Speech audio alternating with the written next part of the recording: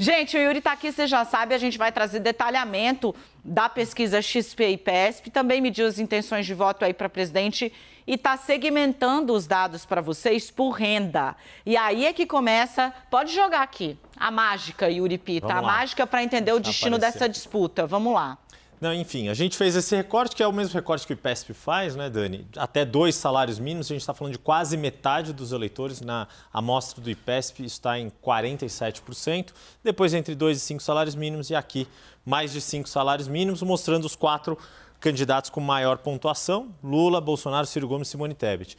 E essa vantagem no segmento mais volumoso, entre quem ganha até 2 salários mínimos, bem forte, bem expressiva, 51 a 28, e é uma vantagem que tem se mantido ao longo do tempo. É esse patamar que o ex-presidente Lula tem, mais da metade dos eleitores que estão nesse segmento. Mas, embora exista uma vantagem bem grande para o ex-presidente Lula, o presidente Jair Bolsonaro recuperou 8 pontos se a gente levar em conta só esse segmento desde o início do ano. Ou seja, uma série de ações que vêm sendo feitas pelo governo, a questão do Auxílio Brasil, esse aumento para R$200, essa expectativa que foi criada, e mesmo a questão de a inflação ainda ser alta, mas ter ocorrido aí alguma mexida do governo, o governo ter conseguido mostrar ação para enfrentar essa inflação, parece ter dado algum resultado. E aí a gente acompanha uma questão que é sabida: à medida que a renda aumenta a intenção de voto no presidente Jair Bolsonaro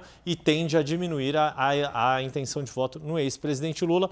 Ciro e Simone Tebet acabam tendo mais ou menos a mesma performance. Claro que, no caso de Simone Tebet, ela acaba tendo uma performance melhor também na renda mais alta. E aí o que é interessante a gente notar aqui na série histórica, para quem tem mais de 5 salários mínimos, é que houve um X. No começo do ano, pela série do IPESP, Lula estava à frente de Bolsonaro do ponto de vista numérico, e essa vantagem se reverteu, Dani. Yuri, vamos trazer aqui um pouco aquela de... Se você perdeu a aula de geometria, brincadeira, mas é que pensa num grande triângulo como se fosse a população, né? A construção da população do Brasil. Gente, tá por aqui assim, ó, se você pensar no seu triângulo, segundo o Datafolha é mais da metade, alguns dizem que é um pouco menos da metade. Aqui tá 47 mas no IPESP, o grosso, 47, né, no IPESP.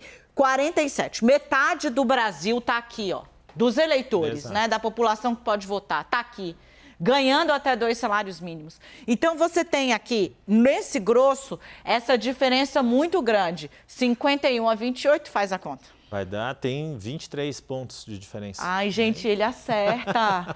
Bom, 23 pontos de diferença, coisa. 51 a 28. É muita coisa. Quando você vem para a faixa seguinte, era o que o Yuri estava falando, entre quem ganha 2 e 5 salários mínimos, e claro, na análise eu vou me concentrar onde a disputa nesse momento está polarizada. Esse dado que você trouxe na análise anterior, né? 70% dos eleitores, quando você pergunta, vai votar em quem? 70% já responde, ou é Lula ou Bolsonaro. 40 Lula, 30 Bolsonaro.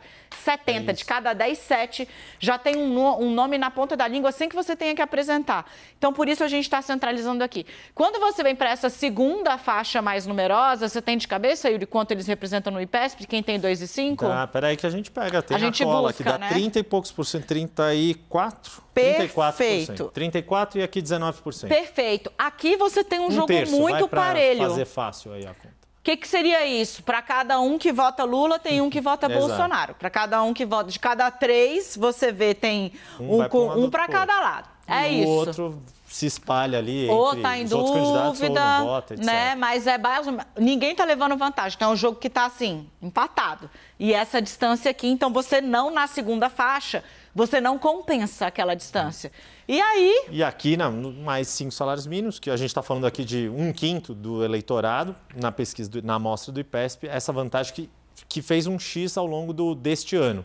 Entre os mais ricos, havia uma vantagem do ex-presidente Lula no início do ano e o IPESP detectou uma mudança, ou seja, os mais, quando a atividade econômica melhora, ela é percebida primeiro aqui, entre os mais ricos. Mas na ponta ela não chegou. Depois, entre quem tem 2 e 5 salários mínimos, e na ponta ainda com um pouco mais de demora para chegar essa percepção de melhora na economia, no bem-estar para o E isso casa um pouco com o bastidor que eu estava falando. O que o governo... A situação aqui já foi pior, né, Yuri? Já foi pior. Já foi pior. O presidente recuperou 8 pontos. Maravilha. Lula tinha essa vantagem. Eu ia pegar o dado aqui, mas o Yuri já traz para gente.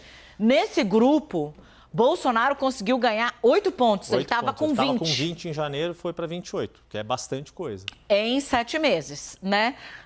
Isso aqui é o que possibilita que a ala do QG bolsonarista, do Centrão, diga, olha, a gente vai para a eleição não mais na base do desespero, do debate do desespero, que é aquilo, 20 pontos, esses 8 que ele ganhou, dão as condições deles dizerem aquilo que eu ilustrei aqui para vocês como assim, a Torre de Pisa, ela tá torta, mas a gente parou, ela não vai cair na cabeça das pessoas, entendeu?